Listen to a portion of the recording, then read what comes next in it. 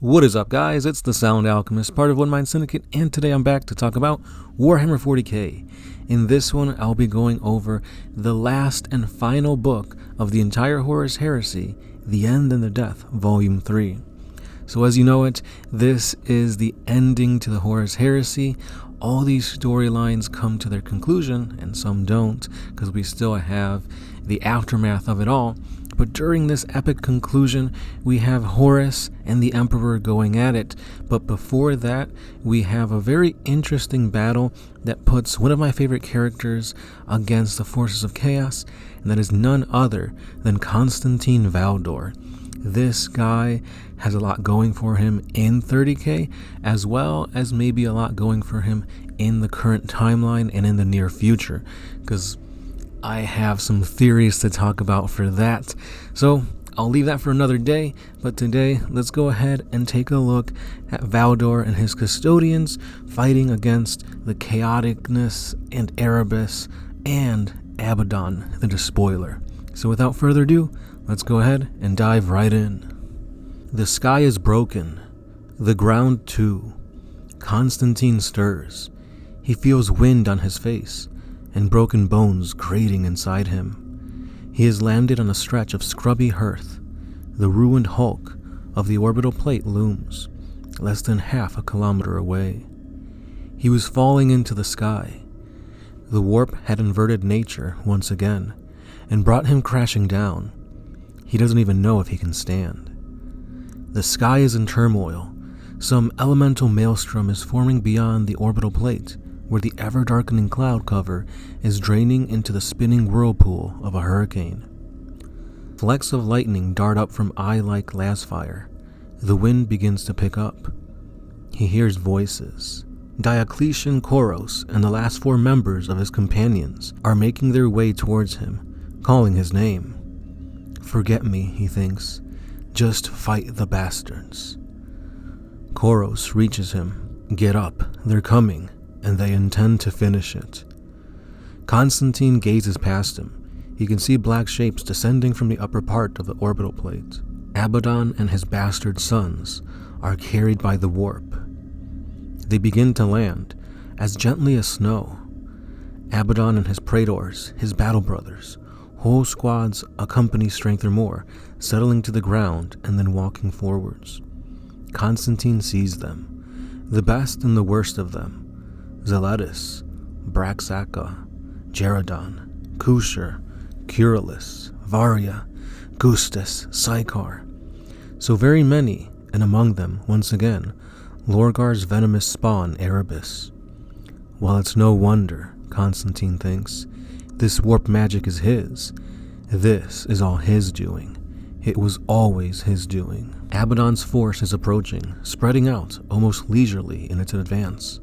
Squads of wordbearers are emerging from orbital plates to reinforce them. Hardly necessary. The suns will be more than enough with Erebus's power behind them. They have Valdor and his men in the open, broken and reduced to almost nothing. Hela Sykar and his Justarian lead the traitor formations. It will be decided quickly. It will be over soon. Constantine shakes his head wearily, and even that hurts. Though it will be quick, he won't make it easy. Give me that, he tells Koros. He points to his spear, which is lying in the nearby grass. The shaft is now slightly bent. Koros brings it to him. Constantine grips it and uses it as a support to haul himself to his feet. Like an old man with a stick, he thinks.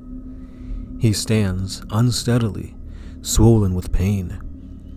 Form up, he tells his men. We'll hand them hell. But this first, Constantine says. He points with his spear. The enemies are approaching, and bolters start to crack. Valdor steps forward, circles the sphere, and deflects 2 of the whining shells. They explode as they glance aside. He wants them to know he's ready. They are not coming on a wounded quarry, helpless and injured. He wants them to understand he's the one that's going to hurt them. And the hurt begins. Valdor and his men step into the Justarian as they arrive. The clash is instant and violent, a trading of blows and a shredding of metal. They're brutes, beasts, but beasts can be made to yowl. More of them are closing, word-bearers too, a pack, a mob, clotting together and slowly surrounding the loyalists, encircling them just as the rushing clouds encircle the eye of the tempest. The intensity of the combat is ferocious, just as last stands ought to be. The last stand of all. Something breaks into the swarming ring of traitors, hacking a brutal path through their mass. Valdor hears a raging voice. To your glory and the glory of him on Terra. Damn them to hell, Constantine shouts to his men above the uproar of combat.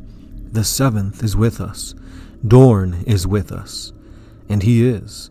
Rogel Dorne, defiant and unyielding, Praetorian, Primarch of the Imperial Fists, seventh found son. There are no Imperial Fists with him, no battle brothers, no armies. Just Dorne and his sword, and his clear, strong voice, hacking a bloody trail through the enemy like some spirit of vengeance as he pitches into the fray. They meet in the thick of it, back to back, slicing and rending at the raging menace around them. You come alone? Valdor yells. To my regret, you join us just to die, Praetorian. There are worse places to fall, Dorne roars back. Dorne is a huge figure in gold, his power blade hissing with fried blood. He has no magic, no command over the warp, no proof against its workings, but yet the traducing sons of Horus seem to recoil from him. They are cowed by his ungoverned mettle, his temper, his skill as a warrior unleashed at last. His courage. They shrink from his courage, from Valdor's courage, from the bravery of Koros and the others. They don't understand it, and it has no property, no intrinsic power, no force in and of itself, but oh, how it punishes them. Dorne demolishes a lettuce. He cleaves the notorious praetor open and fillets him with the blue flash of his shrieking blade. He guts Zito Curalis. Valdor spears Leo Gustus and levers the Justarian's corpse aside. Koros breaks Bashivaria's spine and removes his head. Abbadon, Valdor yells. Get to Abbadon. Dorne looks and he knows. They can see the first captain pushing in through the swarm to reach them. Yet even courage has its limits. The melee is too dense, a compression of thrashing bodies, fragments of broken armor spinning in the air, jets of arterial blood from severed joints, and the stumps of necks. So much blood, the smell of it on the wind, the haze of it in the air, a scent of blood that predators can detect from miles away. And the predators come, Theroid and baying. Some come running like wolves chasing down their prey, others swoop, wings wide, as hawks upon a kill. They rip without order or unifying plan or formation into the rear of the traitor mass and commence their slaughter. Their teeth are sharp, their eyes burned black with madness. Their armor is as red as the blood that has drawn them here, and red as the thirst that drives them, feral, into the battle. Talwert Ikasari, Meshal, Saradon Sacker, Malhaderon, Calderal Furio, Ralderon. 50 more battle brothers, sanguinary guard, terminators. The blood angels of Anabas's company in their divine insanity. The battle structure wheels, breaks, devolves in seconds from mass brawl to individual murder. Abbadon turns in the press, astounded by the onslaught coming at his back. This isn't the battle courage displayed by Dorne and Valdor. This is utter frenzy. He hacks one blood angel in two, then rams his blade through Malherdaran. But the blood angel doesn't die. He keeps fighting, tearing at Abbadon despite the sword wedged through his torso. Erebus crushes his skull with his maul and drags Abbadon clear. Turn them back, Abbadon snarls. Ezekiel, do it! They are not listening, Erebus shouts. They are not hearing. The hearth below the orbital plate has become a riot of slaughter. It is no longer any kind of battle as recognized in the principles of Asterian combat. It is a pandemonium of execution and survival, a frenzy of predation and preservation, completely lawless and shorn of any rule, code, or ethic. In the name of the throne, Constantine thinks. The Blood Angels? Whose side are they on? And what has become of them? And that's where I'm going to stop in this crazy excerpt that continues on. So I greatly recommend you guys go ahead and read The End and the Death Volume 3.